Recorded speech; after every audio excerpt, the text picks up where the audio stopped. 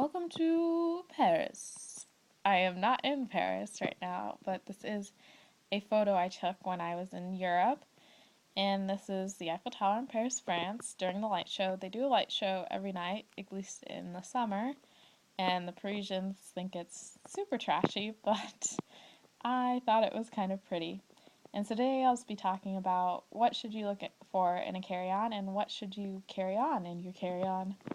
So first item, pajamas.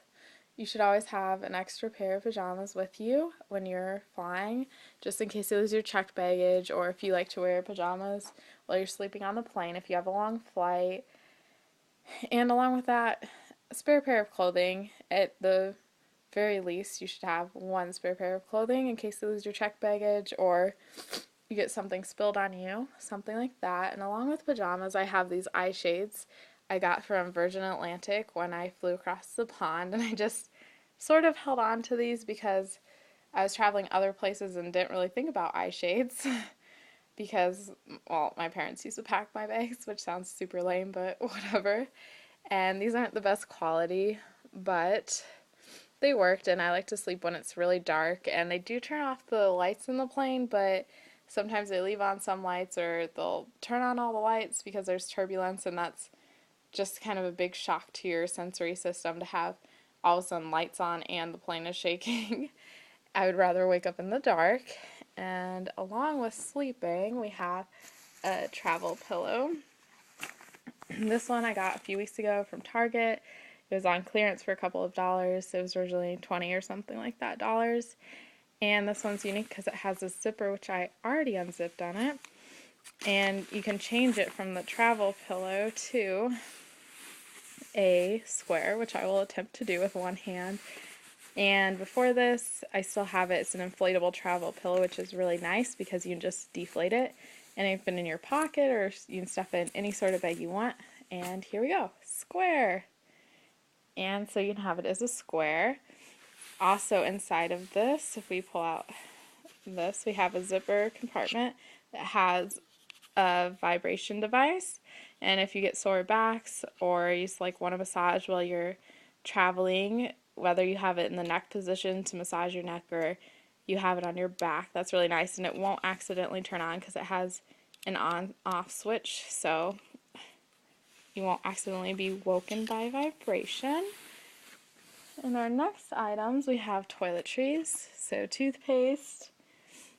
I get travel size cases for shampoo and conditioner. This is kind of empty right now, but that's okay. And then also I use Clinique items, so at different times of the year they'll do Clinique bonus and they'll have travel size items like this. So this is just clarifying lotion and then face lotion.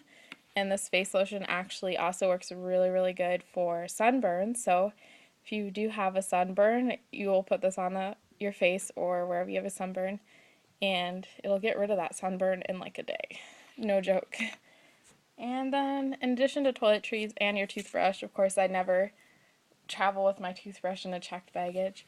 You should, well, I carry gum.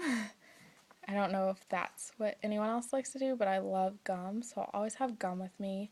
And then also snacks, because you never know if your plane might get taxied or they'll emergency land or something. So granola bars, trail mix, and maybe some candy, stuff like that. And I always put all of it in a Ziploc bag just to seal it. And remember with these also, all your liquids, they need to be in a quart size Ziploc bag unless they've changed their rules. So always just make sure you know their rules, and they can only be 3 ounces at most, although I don't think they super inspect your items.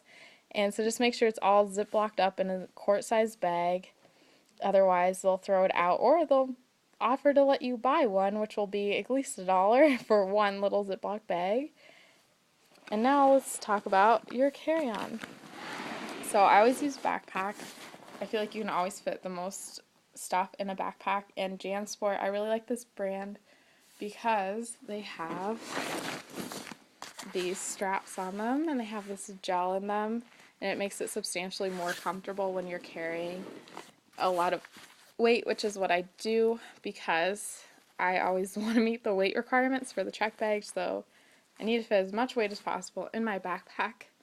And then this one has a chest strap, but the one I usually use when I'm traveling a long distance will be one that has a strap across the waist, which would fall right about here, so then you're not falling with all this weight back on your back, and it puts it more in the front. And this one also has a nice little cell phone or camera compartment in the front. And then, of course, if you're using a backpack, you have all these zippers in the back, and you don't have eyes in the back of your head, so what are you going to do for safety?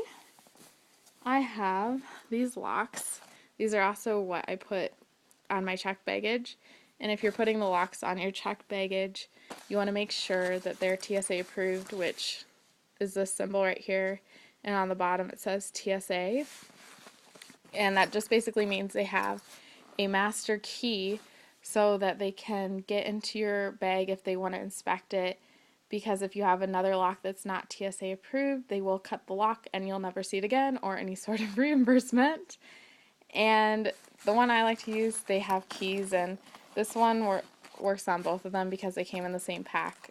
And if you don't like keys, they do make combination ones that have the same lock on the bottom so the TSA can open them if they like. And this also just makes sure when you have a checked bag that they will have to put this lock back on it and your zippers will be completely closed, whereas if you don't use them, your zipper may not be completely closed and maybe something will fall out.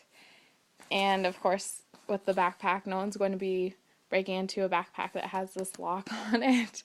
And these are kind of heavy though. They look really small and light, and they are really small, but they do weigh a lot. This, for whatever reason, this lock is very durable and very, very heavy. And other than that, you should always carry your valuable items in your carry-on case, like your laptop. They do have a laptop carry-on in addition to the carry-on bag that you can take with you. I know a girl who put her laptop in her checked baggage on a short continental trip in the US, and her laptop disappeared. And of course, they're not really going to believe you if you say, oh, someone stole my laptop, because it was a Mac, and they do have a laptop carry-on for a reason.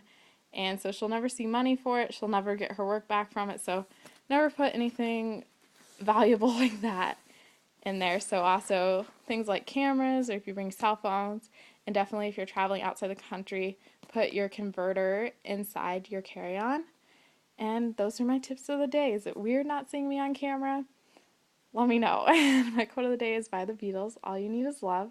So I love you guys. Hope you enjoyed it.